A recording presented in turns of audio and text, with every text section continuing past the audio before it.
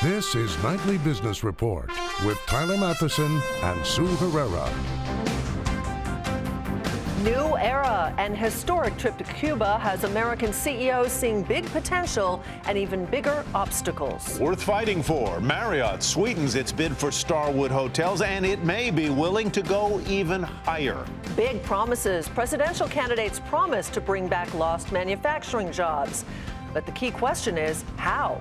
All of that and more tonight on Nightly Business Report for Monday, March 21st. Good evening, everyone, and welcome. Grand potential and big pitfalls. That is how U.S. business leaders view Cuba. Today, President Obama, along with chief executives from Marriott, Xerox, among others, made an historic trip to Havana. Atop the agenda, reestablishing deep commercial ties between the United States and Cuba. But as Michelle Caruso Cabrera reports tonight from Havana, reaching that goal won't be easy and is anything but assured.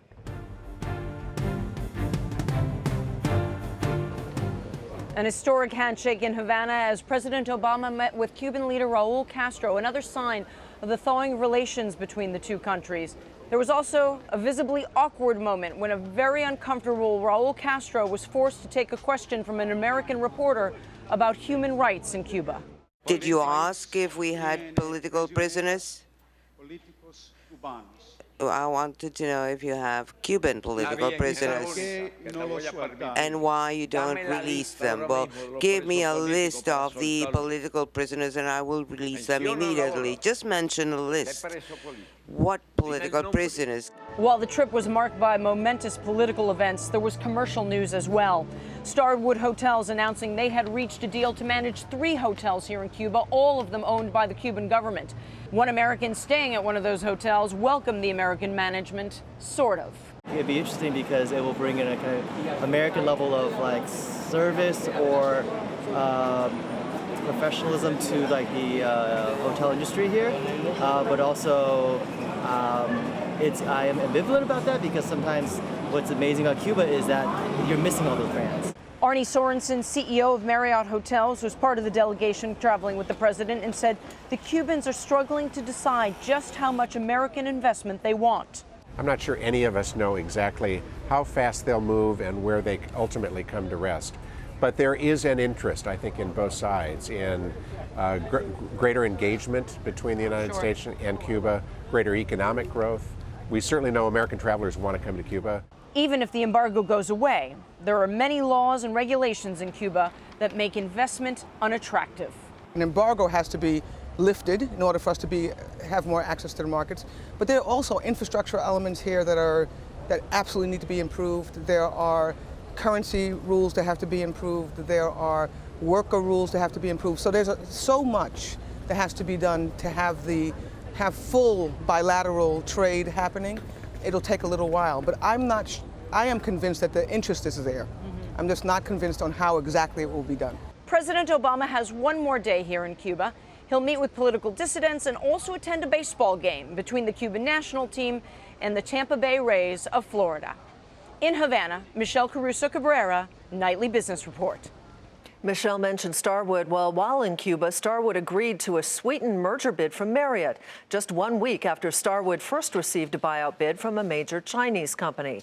The Marriott-Starwood combination would create the world's largest hotel chain. Word of the deal sent shares of Starwood higher and Marriott lower. Simon Hobbs tells us why Starwood is suddenly such a hot property.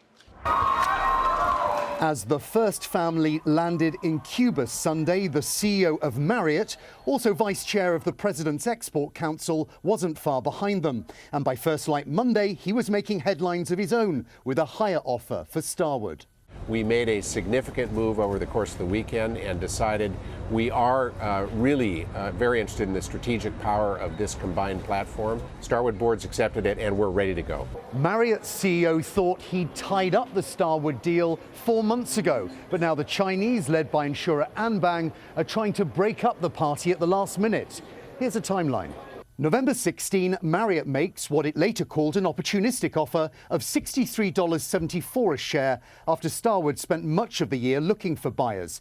Barely 3 weeks before shareholders were due to finalize the deal, China's Anbang emerges with an unsolicited offer of $76 a share, but it's all in cash. After discussions with Starwood, the offer is firmed up 1 week later and raised to $78 a share again, all in cash. Now this morning, Arne Sorensen at Marriott is countering with $79.53 a share. Marriott's willing to pay more, partly because it says it now better understands how powerful the Marriott Rewards and SPG loyalty schemes will be running in parallel. Arne Sorensen says they're their best bet to compete in the digital marketplace against the likes of Airbnb, Expedia and Priceline. The deal we got in November, in retrospect, maybe was just too good a deal. And so we've gone back, and obviously there was a competing bidder which surfaced last week, and we said, what is a fair offer for us to put forward? But remember, when China's Anbang paid Hilton what many believe was a staggering $2 billion to buy the Waldorf Astoria Hotel in New York, it proved just how deep its pockets can be. And many question if it will now counterbid again. Marriott won't rule out that this is its final offer. No, we haven't. But again, we're not going to talk about what might happen. In the meantime, in Havana, Starwood became the first U.S. hotel company to sign a deal with the Cuban government since the revolution to manage and market 2 properties in the capital and a signed letter of intent for a third. For Nightly Business Report, I'm Simon Hobbs in New York. In other deal news, Sherwin-Williams will buy rival paint company Valspar for more than $9 billion. The merger is the biggest acquisition in Sherwin-Williams' 150-year history, and according to its CEO, the deal will expand the company's range of products. Shares of Valspar got a fresh coat, up more than 23%, while Sherwin-Williams got rolled, down $15. Data services firm IHS is moving its headquarters to the United Kingdom by purchasing market data firm Marriott. The deal is worth more than $13 billion, and by moving to the UK, IHS will be able to take advantage of the lower corporate tax rate there through what is known as an inversion. On Wall Street, the Dow extends its win streak to 7 and follows a 5th consecutive week of gains. In a quiet session that was dominated by that deal news, the Dow Jones Industrial Average rose 21 points to 17,623. NASDAQ gained 13 and the S&P 500 added 2. Atlanta Fed President Dennis Lockhart says steady economic growth could justify an interest rate increase as soon as April. Mr. Lockhart, who is not a voting member, says there's enough evidence to justify a hike in short-term rates, although he agreed with the central bank's decision last week to leave them unchanged. Separately, the president of the Atlanta Fed said inflation will accelerate in the coming years and will move towards the Fed's target. Fannie Mae and Freddie Mac will reportedly cut mortgage balances for thousands of homeowners. But according to the Wall Street Journal, fewer than 50,000 borrowers would be eligible for the reduction. And because of that, critics say the plan doesn't go far enough. And something happened in housing in February. Sales of existing homes dropped a much larger than expected 7% for the month. Diana Olick takes a look at what's behind the weakness. It wasn't the blizzard. That came at the end of January. The numbers on closed February home sales were based mostly on shoppers out in a warmer than average December. That's why the huge drop, even according to realtors, was rare. One has to consider the momentum factor. December was good, January was good, and by that comparison, it really declined. Home sales fell 7% for the month to the lowest pace since last November, when new mortgage rules stalled closings for a month. It's not the rules now, it's the prices. The buyers are beginning to show resistance to increasing prices. They are concerned with affordability. The winter saw near record low supplies of homes for sale nationwide, and now the usually strong spring housing season is seeing the same. That pushed February prices to the highest since 2007, just after the peak, and spring demand is outstripping even a small rise in supply. We're seeing the bidding wars. D.C. real estate agent Leisha Galinsky has 2 listings on the same block. She put them on last Wednesday, even before the official open houses yesterday. As soon as Wednesday hit, we had multiple people in both houses. So we've seen just a lot of buyers coming out at this point. So that's not a problem. One potential buyer, Matthew Williams Hamilton, was out with an inspector by Friday, hoping to win his bid on one of the houses. Now I see houses popping up every Thursday and Friday. There'll be 4 or 5 more coming on the market. And so that's nice, but there's also a lot more buyers. Spring has upped the competition and the bidding wars for what little there is. This house will have multiple offers. I expect so, yes. And will you bid? Yes. He'll bid, but he says he'll only go so high. The sky is no longer the limit for home prices, and that may keep sales lower than expected this spring. For Nightly Business Report, I'm Diana Olick in Washington. And a new study out today blames homeowners, not home builders, for the inventory shortage in the housing market. According to the online real estate site Trulia, the price gap between premium and mid-level homes is the main reason for the latest housing crunch, preventing some home buyers from trading up. They just can't afford it. Anika Khan is senior economist at Wells Fargo Securities, and she joins us now. Ms. Khan, welcome. Good to have you with us. To the extent that the housing market is ailing, what's ailing it? You know, the biggest concern right now is the low level of inventories. And of course, there are a whole host of reasons why there's a low level of inventories. We've already mentioned negative equity. There are 9 million borrowers that have less than 20% equity in their homes. There was also a lot less new construction at the lower end, with a lot of builders concentrating at the higher end. And what about credit? You know, we hear that credit is still tight in some cases, that you have to have pristine credit as well if you're going to get a loan, and you have to come in with that 20%. Is that still the case? You know, it was the case very early on in the recovery. Of course, those particular households that had pristine credit, they were able to get a loan fairly quickly. We're finally starting to see some gradual easing of credit conditions for middle income and lower income borrowers. But for the first-time home buyers, the millennials are still saddled with student loan debt, which makes it a little bit more difficult for them. I was intrigued by this study, Anika, out today that indicated that the mid-price house that would be the step-up house for the first-time buyer is a little bit out of reach for those first-time buyers. And then beyond that, the mid-price owner who wants to trade up to that premium-priced house, those have gotten out of reach as well. So you've kind of got a lockdown in place in many markets. You know, and it is a market story. Housing affordability in those particular markets where labor market conditions increased very solidly, we're seeing home prices outpace incomes. But as we continue to get later in the cycle, we're starting to see some wage and salary gains, which makes us a little cautiously optimistic. You mentioned negative equity, but if the market is this tight, home prices have been rising. How serious is the negative equity problem in the real estate market right now? I assume it's much better than it was at the beginning of the recovery. Yes, absolutely. It is much better. But those particular borrowers that are under equitied, meaning they have less than 20%, they represent 18% of the market.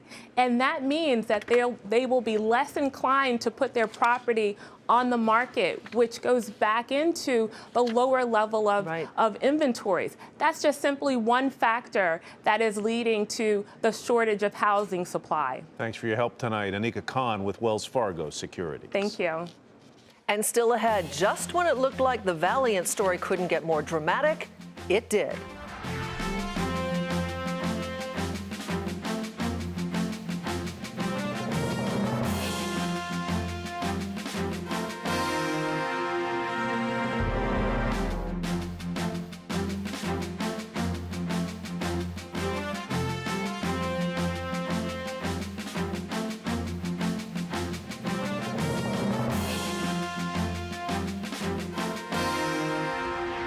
The Supreme Court will hear Samsung's appeal in its long-running patent battle with Apple. The justices said they would review a lower court decision that affirmed that Samsung copied Apple's patented iPhone features. Samsung has been ordered to pay more than $900 million in damages. And Apple made it official. It unveiled a new 4-inch iPhone today, which will be called the iPhone SE. The device looks similar to the iPhone 5S, but with newer, more powerful technology. Apple is also adding a new iPad to its lineup in an effort to increase sagging tablet sales. And the company is lowering the price of its Apple Watch, the first price cut for the wearable device introduced last year. Mr. Cook also addressed his encryption fight with the government. We believe strongly that we have a responsibility to help you protect your data and protect your privacy. We owe it to our customers and we owe it to our country. The stock barely budged, falling just 1 cent. Well, the drama isn't over for the drug maker Valeant Pharmaceuticals. The CEO, just recently back from medical leave, is now out. A billionaire investor will join the board, and its chief financial officer refuses to leave the board. But the changes are being cheered by shareholders, and the stock went on a 7% tear today. Meg Terrell has more on the company that is not short on controversy. Another week, another wild swing for Valeant Pharmaceuticals. The latest news: the drug maker announced a major shakeup at the top. CEO Mike Pearson, credited with bucking drug industry trends to build the super fast-growing company through acquisitions and spending cuts, is out. He'll stick around until the company finds a replacement. Activist investor Bill Ackman, whose Pershing Square fund owns a 9% stake in Valeant, is joining the board immediately, helping with the search for a successor. But the story focused on another board member, former Valeant Chief Financial Officer Howard Schiller. Schiller ran Valeant as interim CEO during Pearson's 2-month medical leave of absence and has retained his seat on the board. In a statement and SEC filing today, Valeant accused Schiller of improper conduct that contributed to the misstatement of its financial results and said he had declined the board's request to resign from his seat. The board also cited a tone set at the top of the organization, such as its performance-based environment, as a potential contributor to the company's improper revenue recognition. Schiller responded through his lawyers, saying the statement was inaccurate, that he at no time engaged in improper conduct relating to any restatement of revenue the company's considering, and as such, respectfully declined the board's request to resign. Meanwhile, Valeant confirmed it would file its annual report with the SEC by April 29th, important so that it doesn't trip covenants in its $30 billion in debt. And a board investigation into the company's relationship with specialty pharmacy Philidor is ongoing, and a key concern is whether it'll turn up any other surprises. Much more to come for Valeant over the next month. Watchers say the best successor to Pearson would be a seasoned drug industry leader with turnaround experience. Analysts are also on the lookout for asset sales Valeant could use to pay down debt faster. Certainly, the news isn't over for this company. For Nightly Business Report, I'm Meg Terrell. Anthem is suing Express Scripts, and that's where we begin tonight's market focus. The health insurer alleges that the pharmacy benefit manager overcharged for prescription drugs. Anthem is seeking about $15 billion in damages and is also requesting to terminate its contract with Express Scripts. Shares of Anthem fell almost 2% to 140. Express Scripts also fell a fraction to 69.34. Shares of Citi got a modest lift after Keefe, Bruyette & Woods called for the bank to be split into two businesses. In a note issued just last night, analysts from KBW said that the move could increase Citi's shareholder value by 57%. Citi ended the day up a tick to 43.60. The agricultural company Monsanto reportedly in talks now with the chemical producer BASF and the pharmaceutical company Bayer about potential transactions. Monsanto interested in acquiring BASF's crop science segment, while its talks with Bayer are focused on joint ventures and unit purchases. Shares of Monsanto down nearly 2% to 91.31. And it's one of my favorite companies. The specialty retailer Mattress Firm, not to be confused with Firm Mattress, missed estimates on both its top and bottom lines. The company also issued earnings guidance for the year below consensus estimates and will replace its CEO, who will become chairman and get a Firm Mattress in part of the bargain. Shares initially fell in after-hours trading, but they rose 1% during the day. You could say they firmed up to 42.69. Ouch. And today marks the 10th anniversary for social media platform Twitter. Despite changes in management and a push on new features, the company still faces challenges.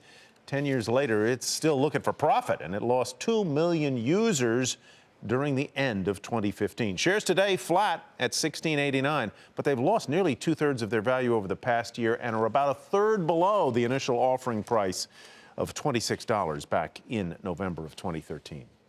As the presidential campaign heats up, one promise that almost every candidate makes is creating more manufacturing jobs. And while everyone agrees more American manufacturing positions would be great, the reality is creating those jobs isn't quite that easy. Phil LeBeau has our story. The presidential candidates have been saying it for months.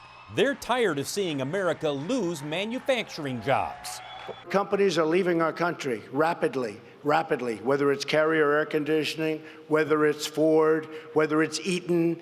I was in Cleveland and Eaton Corp, they're leaving, and so many companies are leaving. And frankly, I'm disgusted with it, and I'm tired of seeing it, and there's no reason for it. It's just gross incompetence at the highest level. We should not allow it to happen. I want companies to know if they walk out on America, they're going to pay a price. And if they ship jobs overseas, we're going to make them give back the tax breaks they receive here at home. But they keep pushing that promise. Why? Well, America has regained just half of the 1.7 million manufacturing jobs lost during and immediately after the last recession. While many manufacturers have rehired or added new workers in recent years, their plants are far leaner than they used to be. That's because they use more automation, more robotics, and not as many workers. And for those manufacturers who have moved some production overseas to keep costs down, bringing those plants back to the U.S. sounds good on paper until they add up the numbers. I think it's really hard to think you can force people back here and still be able to get somebody to buy your product at a higher cost. It really comes down to, can your customers afford the price of your product? That's really what it comes down to. Ideal Industries, like other companies here in the U.S., says it's able to keep some manufacturing here in the States by focusing on more advanced products it's able to sell at a higher price. It says that is the key to making a profit when it's made in the USA. Phil LeBeau, Nightly Business Report, Chicago. Coming up, water. We all need it, but the way we get it is in dire need of a major and expensive overhaul.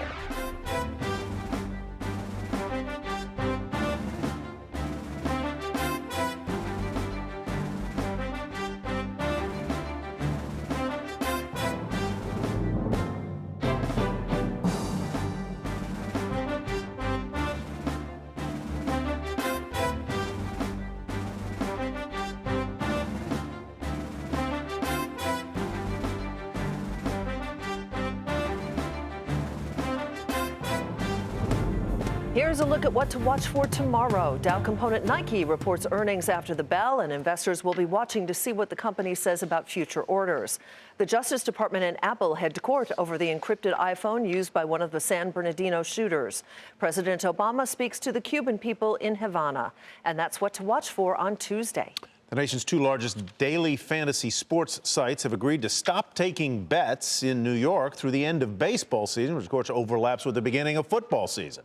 The deal was announced by that state's attorney general with both DraftKings and FanDuel. New York Attorney General Eric Schneiderman sued the companies last year. He alleges the sites operate games of chance, betting. The companies say they host contests based on skill. You might not have noticed it, but you're paying more for gas. According to the Lundberg survey, the average price of a gallon of gasoline rose nearly 25 cents in the past 4 weeks. You'll now pay on average $2.02 per gallon. In Newark, New Jersey, they had the lowest price at $1.66. The highest was in Los Angeles at $2.72. The writer of the survey says prices may increase further because U.S. refiners have to prepare summer-grade gasoline, and that costs more to make. From water main breaks to lead contamination, America's pipes are in bad shape, but fixing them will cost tens of billions of dollars. Dina Gosowski reports.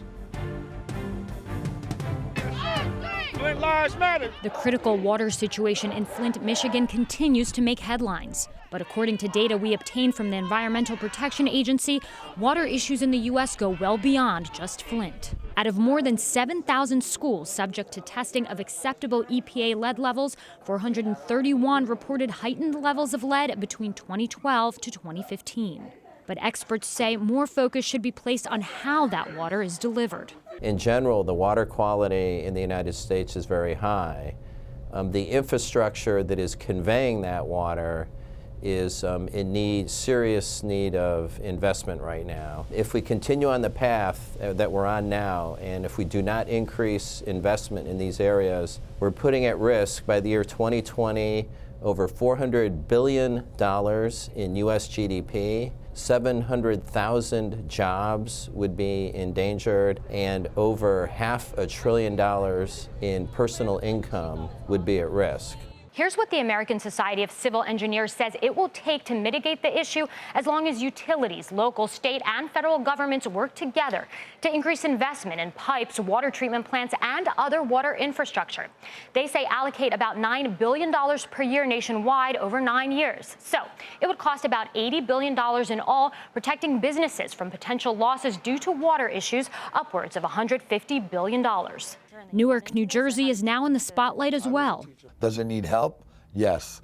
Are we Flint, Michigan? No, we're not. But the Newark Public Schools are almost a mini Flint. It could be in the upwards of the $10, $20 million if they're going to retrofit the plumbing in some of these buildings. Some of these buildings are over a century and a half old. To maintain all the water filters in the schools, we estimated that it would be approximately a little over $100,000 a year. This is a problem that can and should be addressed. The technology's there. That's a good investment for us to make. For Nightly Business Report, I'm Dina Gosofsky. And that is Nightly Business Report for tonight. I'm Sue Herrera. Thanks for watching. And I'm Tyler Matheson. Thanks from me as well. Have a great evening, everybody. We'll see you back here tomorrow.